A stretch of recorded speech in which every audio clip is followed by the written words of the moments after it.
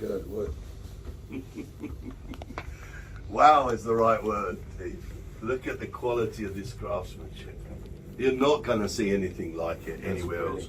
There is more to point out to you than as a hit your immediate eye, and the immediate eye is an astonishing level of quality.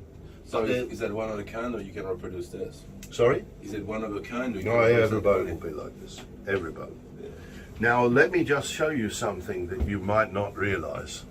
Because not only is there fantastic craftsmanship looking at every single joint, just run your hand. Yeah, I did. Yeah, it's just superb. And please just look, run your hand. It's curves, it's radiused on the inside. Why? Because it's a better grip. Okay, so this is all the stuff we spend hours thinking about. But there's more. Just stand back here and look at this across here. This bulkhead, Yeah. every sheet is matched. Yeah, the grain is Right all the the way way down. across. That doesn't happen. Not only won't you generally have that standard of craftsmanship, but you will now see that that's replicated as we go around the boat. Now this particular boat is the interior is cherry. It's called Mountain Cherry, and the floor is oak. We have, I'm going to tell you right now, we have 3 small design changes on the inside here, and I'll explain them to you. If you're right, if you come this way around, I'll go there. Okay. I'll explain. First off, this is your entry to the engine room, and although it's not going to be a challenge for either of you, it's more of a challenge for me. It's a little narrow, right? Also, this settee finishes here, rather than here. It would be much nicer if it came further full. And finally, So wait, so you're gonna expand the settee? Okay. Yeah, I'll tell you. Let me explain the problems, and then I'll explain the solution. And also, these Companionway Steps, and you know, this is my baby. These are my babies, and I wasn't here during build, and so something occurred that I don't like, and that is I don't like the fact that that step is narrower than the gap, because I think it's possible you can misfoot as you come down and miss it. So why is it that width? It's that width because otherwise You this can't open the door. doesn't open enough. Yeah, right? exactly, right. Okay. But that doesn't mean that we should accept that. So here's what we're going to do. This bench on 004 that's in build splits here and is on rails. Right? This slides away here. This gives you full access to make a much bigger wider door here, that you then don't need to worry about the width of the step for fouling. So you get a bigger entry door, you get wider steps. Also, we've redesigned the Companionway Steps. I feel they look a bit old-fashioned, being straight, right? I'm criticising my own stuff, but that's what we do. And what we have now is a really beautiful set of steps, which are much wider, with a central stainless steel bar, and still got the correct lifted sides, so that it's not flat. Yes, absolutely vital. Yeah. So there's no cost saving here. Right. It's quite the opposite, actually. But you get that. This is the only element of the boat where I'm not entirely delighted. I'm exposing it. You might not have even noticed it, but I'm telling you, because what you're now going to get on 004 and on your boat, what you'll get is a full size. So there'll be rails in the floor? Yeah. Okay. So it fits in very nice.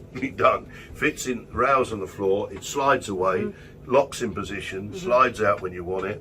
At sea, you'll leave it fully away. So how do you deal with the storage space there? We've changed all of that. Okay. So it's not storage space, that's tank access. And we've just reconfigured the whole thing to be able to accommodate that. It won't, of course, it can't run across those. Right. You've also got here which is standard. That fits in behind there. That comes out, and now if you want to have people sitting around the table fully, All the way around. you've got all the way around. And this is nice too. This one is manual. Yeah. The option I'm fairly certain you chose is electric. No, you try to convince me to go electric. I guess. I want manual. Oh, did, yeah. okay, right. It's so easy. Yeah. Right, okay. So anyway, this drops down, of course, and becomes a double berth. And what does it rest on? Does it have a nothing? It goes flush. Well, it goes into the base and stops at that. Yeah, but it just flush right next Yeah, to yeah, it. flush. It doesn't have to rest on anything. It doesn't have to lock in on the sides. Okay. And then there's a filler cushion, obviously. Yes, yeah. This is beautiful, though. It's beautiful. You've got some really nice subdued lighting as well. Obviously, what you've also got here, as you can see, are blinds, and that's not so much required in the saloon area. But if you want to. But you can, and in the master cabin, of course, or the cabins. So what you've also got, and you can see a big feature of a Kraken is the interior nav station.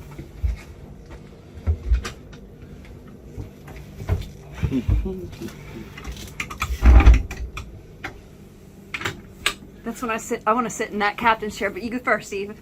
Right, now I'm just going to, small change that a mistake that we've made.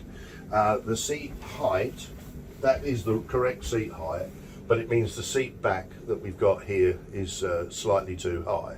So we've changed that, but it does mean that as we stand here, it'll be slightly awkward to get into it because it should swing right the way around. All the way around. We're replacing this chair for this owner as well. But Okay, jump that makes up in sense. there, you'll still be able to do it. And of course that does lock in position. Not bad. You can sit pretty well. And does it lean back? You can angle it back, yeah, you can twist it round. Do you feel like it'll be less comfortable? No, that'd be fine. Lower? Yeah. So you have access to Autopilot here.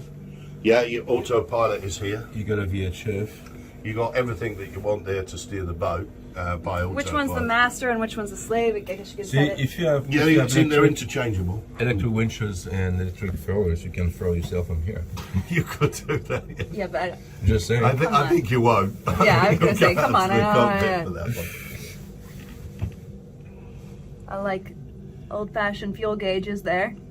Yeah, I mean, you obviously can go digital switching. Yeah, no. But you know, it depends on which way If the you want to digital go. screen goes out, Yeah, exactly. But what you've got, as you see, Eve, you've got phenomenal vision Yeah. to be able to do a watch in the warmth and the comfort. Now lean back and look out the hatch above your head, Yeah, you see because you've also got full vision of the mainsail. Yeah. And that's none of that's of course accidental. That's lined up to be able to do that. Yeah. And that's the well thought out boat. you can see everything, huh? Yeah. Yeah, and you've got fantastic vision sailing. When you're sailing, you're seeing underneath the sails. Your vision is underneath the Genoa. So you know how can you get a see shielded through. Genoa, Yeah. right? Yeah. Here, and the seat will go higher if you want. Oh, no, this is fun. It's pretty smart. I have that in White Dragon. That was a concept I had for White Dragon, and I had people sailing with me. So, you know, it's a bit pussy, that isn't it? You know. No, And I like to do. I like to be out there steering the boat. Oh yeah. Okay. Yeah, well. Not when it's freezing. Yeah, okay. Guess where they were when. If it's an option, you take it. Yeah, that's right. I cannot wait to sail this. It's a beautiful position to sail at, and this chair, of course, locks in position, so you can just, you know, bang, and it doesn't matter how the boat's heeling.